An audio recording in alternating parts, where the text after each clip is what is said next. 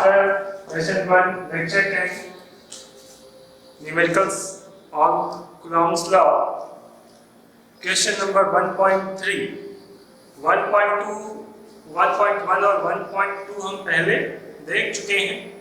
1.1 video lecture 8 में है, 1.2 lecture 9 में है। यहाँ हम देखेंगे 1.3। तो क्वेश्चन नोट करिए। क्वेश्चन ये है कि जांच द्वारा सुनिश्चित कीजिए, प्रश्न है जांच द्वारा सुनिश्चित कीजिए कि K E square upon G M E M P, K E square G M E M P विमाहीन है, विमाहीन है।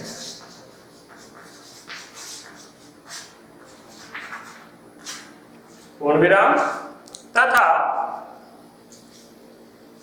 यह अनुपात क्या प्रदर्शित करता है, स्पष्ट करें। यह अनुपात क्या प्रदर्शित करता है, स्पष्ट करें। ओके, तो चलिए शुरू करते हैं।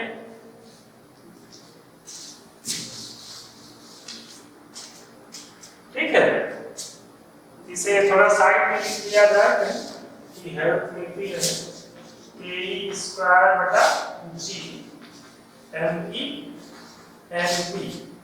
जो चीजें पहले इस अनुपात में दी गई हैं यहाँ, उसे तो हम जान लें। जैसे के क्या होता है, तो सबसे पहले सॉल्यूशन में आप क्या लिखते हैं, दिया है। क्या क्या दिया हुआ है, सबसे पहला के है। के का मान वही कूलम्ब नियतांक 1/4 एप्सिलॉन नॉट। ठीक है, ये नोटेशन एनसीईआरटी से दिया गया है। तो के की वैल्यू 1/4 एप्सिलॉन नॉट। कुछ किताबों में के ना लिख के क्या इसकी जगह कैपिटल ए लिखा जाता है। ठीक, ये कैपिटल के है। ठीक है, स्मॉल के तो स्मॉल के को हम परावैद्युतांक कहते हैं, तो ये कैपिटल के है। K square capital G M E M P. Okay, तो के की वैल्यू है 1/4 एप्सिलॉन नॉट। इसका मान होता है 9 × 10⁹ न्यूटन मीटर स्क्वायर पर कूलम्ब स्क्वायर। ठीक है, और इसके बाद से क्या है, ई है। स्मॉल ई आप जानते हैं क्या होता है, चार्ज होता है, आवेश इलेक्ट्रॉन या प्रोटॉन का 1.6 प्लस माइनस हम लिख सकते हैं, लेकिन हम केवल इलेक्ट्रॉन का है तो माइनस, प्रोटॉन का है तो प्लस। तो हम चिन्ह से मतलब नहीं रख रहे हैं, हम केवल परिमाण देख रहे हैं, क्योंकि हमें अनुपात ज्ञात करना है, ना कि बल्कि दिशा बतानी है। इसीलिए हम पॉजिटिव में ही दे रहे हैं। तो 1.6 × 10⁻90 कूलम्ब, ये हो गया ई का मान। अब देखिए यहाँ पे क्या है, जी। सारी चीजें लाइन में लिखते हैं, मेरे पास जगह थोड़ा कम है, इसलिए बगल में लिख रहा हूं। तो जी क्या होता है आप जानते हैं, गुरुत्वाकर्षण नियतांक, gravitational constant, universal gravitational constant 6.67 × 10⁻11 newton metre square पर केजी स्क्वायर। ठीक, M E mass of electron कितना होता है, आपको याद होना चाहिए 9.11 × 10⁻31 kg मास ऑफ इलेक्ट्रॉन। आपको ये भी पता होना चाहिए मास ऑफ प्रोटॉन कितना होता है, आपको याद होना चाहिए मास ऑफ प्रोटॉन होता है 1.67 into 10 to the power minus 27 kg। तो देखिए ये जो हमारा टर्म था kg²/g उसमें जो भी चीजें दी गई थी उन सब के बारे में हमने लिख दिया, ठीक है। इसे मिटा देते, अभी रहने देते हैं, तो आप इसे नहीं लिखेंगे, बाकी दिया है प्रश्न लिखा आपने, उसके बाद से दिया है में जो भी चीजें हैं आप उतार लें, वीडियो पॉज करें, उतार लें, मैं मिटा रहा हूं, ठीक।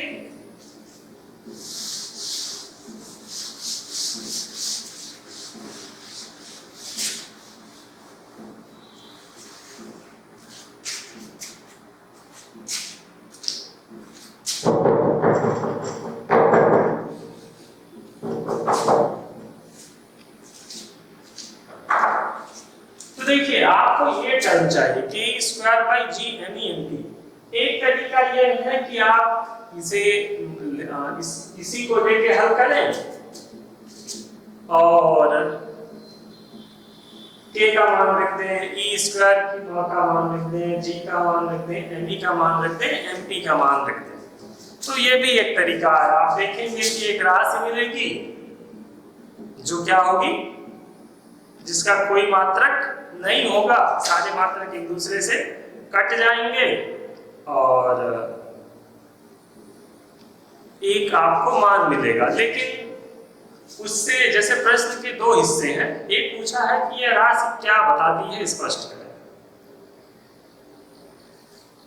वहां पे हम इसे यदि आप केवल सीधे इसमें मान रखना शुरू कर दें तो वो चीज बताने में आपको दिक्कत आएगी। इसीलिए जो एक अच्छा तरीका है वो ये है, यहाँ पे E लिखा गया है, ठीक है, और MEMP लिखा गया है। मतलब एक इलेक्ट्रॉन, एक प्रोटॉन और एक इलेक्ट्रॉन के मध्य लगने वाले बलों की बात की गई है।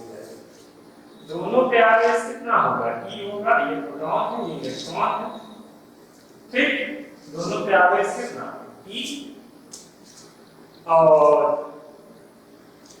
तो देखिए हम हल में आप लिखें सॉल्यूशन में लिखेंगे इलेक्ट्रॉन, रुक जाइए, ऐसे लिखिए, r दूरी पर स्थित, क्या लिखेंगे, r दूरी पर स्थित एक इलेक्ट्रॉन तथा एक प्रोटॉन के मध्य लगने वाला स्थिर वैद्युत बल,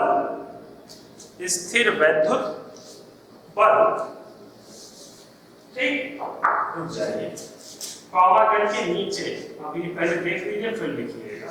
स्थिर वैद्युत बल है तो Fe से लिख देते हैं, ठीक।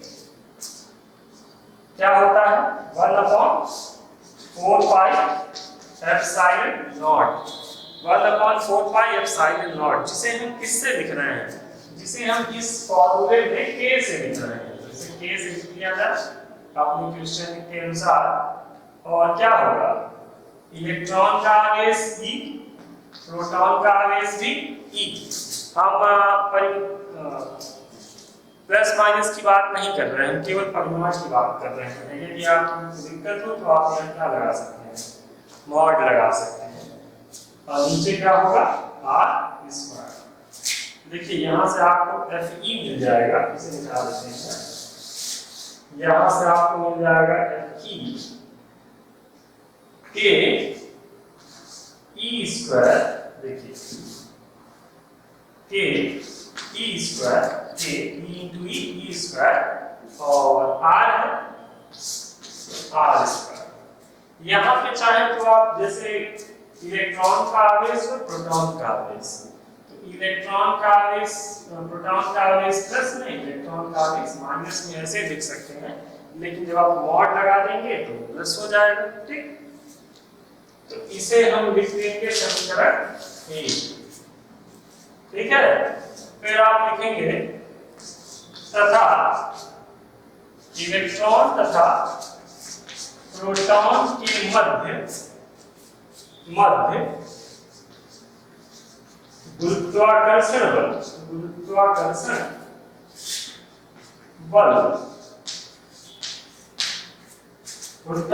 ग्रेविटेशनल फोर्स है Fg से लिख लेते हैं। यहाँ पे कांस्टेंट क्या हो जाएगा, G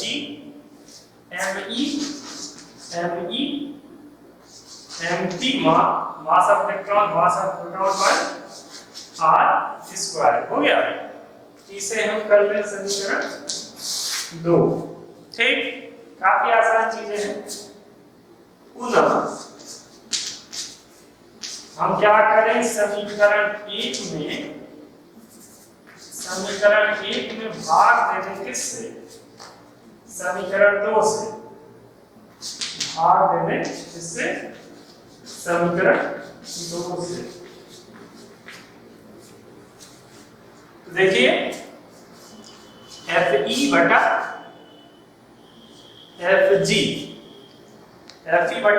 Fg दोनों के LHS को भाग दिए, दोनों को RHS भी देंगे, तो इसका RHS क्या है, Ke square by R square, Ke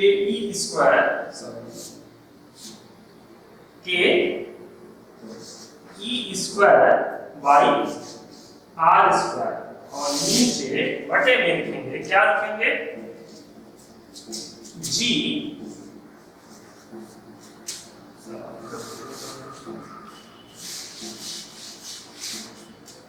ये क्या है हमारा, G MEMP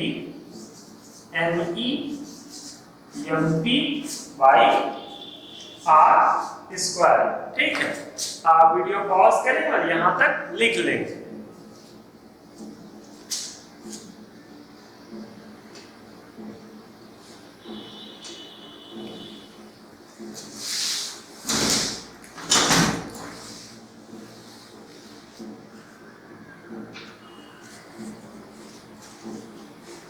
ठीक, देखिए यहां हमारे पास क्या है, Fe बाई Fg,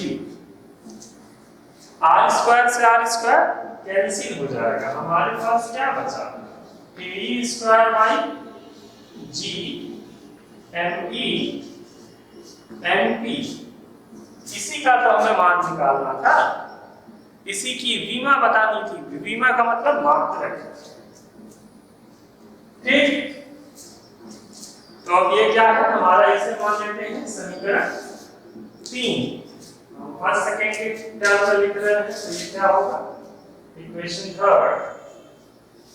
ठीक है, अब हमें प्रश्न में आप देखेंगे हमें किसका मान निकालना है, मात्रक बताना था, किसी का बताना था। तो क्योंकि बीच में इक्वल का साइन है, तो जो इसका मात्रक होगा वही किसका मात्रक होगा, इधर भी होगा। तो इधर का मात्रक क्या है, ऊपर बल है नीचे भी बल है, ऊपर जो बल है उसका मात्रक क्या, न्यूटन, नीचे भी बल का मात्रक न्यूटन, तो न्यूटन से न्यूटन कैंसिल। ठीक है, तो यानी इसका कोई मात्रक नहीं आएगा, अतः इसका भी कोई मात्रक नहीं होगा, अतः ये क्या है, एक विमाहीन राशि है। तो यहाँ पे आप लिखें, उपरोक्त समीकरण 3 में LHS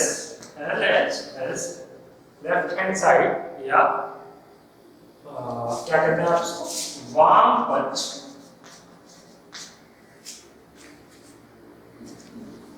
में हर तथा अंश में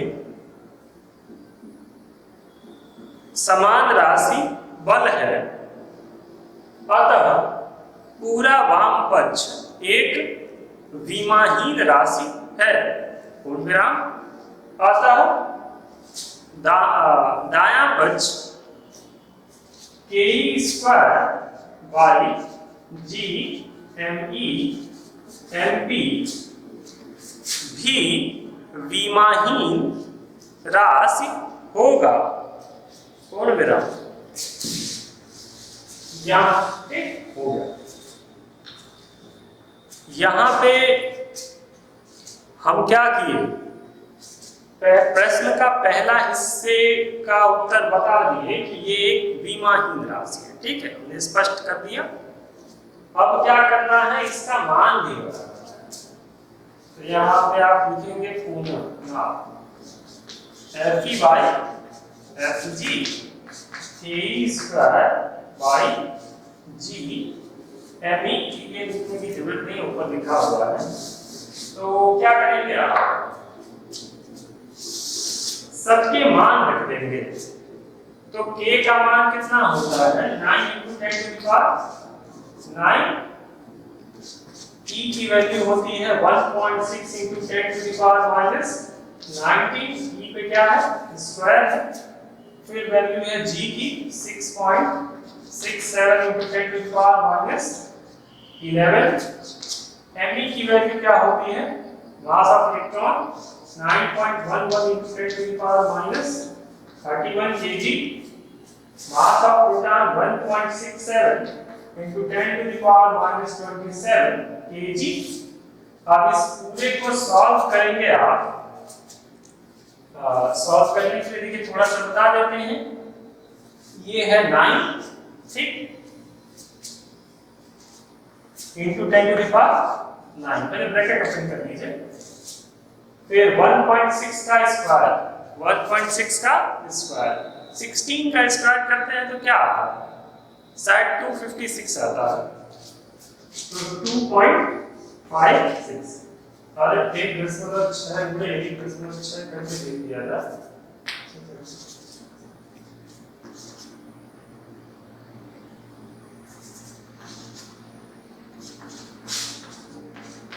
ठीक है, 2.56 और 10 पे पावर तो पावर का मल्टीप्लाई, 10 to the power -29 × 2 -38। नीचे बड़ी संख्याएं हैं, 6.67 × 9.11 × 1.67 × ये देखिए 10 पे पावर नीचे कैसे कैसे है, पहले 9 है, माफ करिए 11, -11 -31 और -27। आप जानते हैं जब आधार का गुणा होता है तो और आधार समान हो तो घात क्या होते हैं, जुड़ जाते हैं। जुड़ गए, आप लिख लीजिए, मैं कुछ मिटा देता हूं, 1-2 लाइन।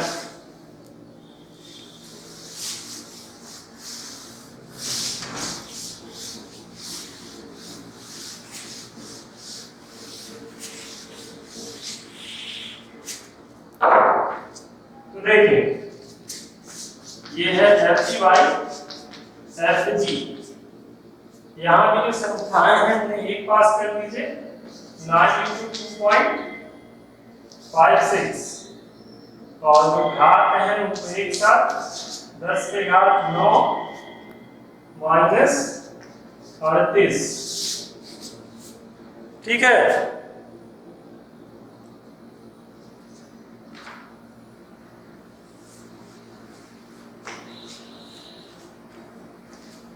आप और ऐसे भी नीचे की संख्याएं हैं, एक काम करिए आप इन्हें घर पे बुरा भाग करिए, मैं डायरेक्ट आंसर लिखता हूं, आप बुरा भाग कर लेंगे। आंसर ये है 2.27 × 10⁻39, ठीक है, ये आंसर है, ठीक। बुरा भाग करेंगे, मैं बुरा भाग करूंगा, एन भी ज्यादा लगता है, ठीक है। अच्छा, कोई मात्रक नहीं होगा, क्यों, दो तरफ न्यूटन है, न्यूटन से कैंसिल, इसका कोई मात्रक नहीं होगा। तो यहां से देखिए एफ चलिए पूरा करें तो क्या होता है, 2.27 × 10⁻39, यहां आएगा एफ जी 2.27, एक छोटी राशि है 10⁻39 के सामने, एक कंपैरिजन में इसे लगभग ऐसे लिख सकते हैं 10⁻39 Fg, यानी ये समझ में रहती है, हाँ Fe है यहाँ Fe और इधर क्या है Fc। तो देखिए ये हमें फाइनल समीकरण मिला जो हमें क्या बता रहा है कि इलेक्ट्रॉन और प्रोटॉन के मध्य लगने वाला गुरुत्वाकर्षण बल और वैद्युत बल के बीच में तुलना ये बता रहा है कि इलेक्ट्रॉन और प्रोटॉन के मध्य लगने वाला वैद्युत बल गुरुत्वाकर्षण बल की तुलना में कहीं ज्यादा होता है। पहले भी हम इसे पढ़े, तो यहाँ देखिए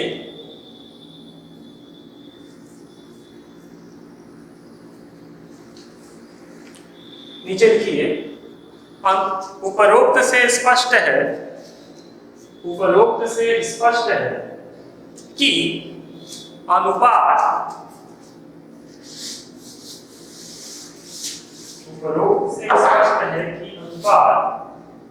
Fe बटा Fg बराबर k e स्क्वायर बटा g me mp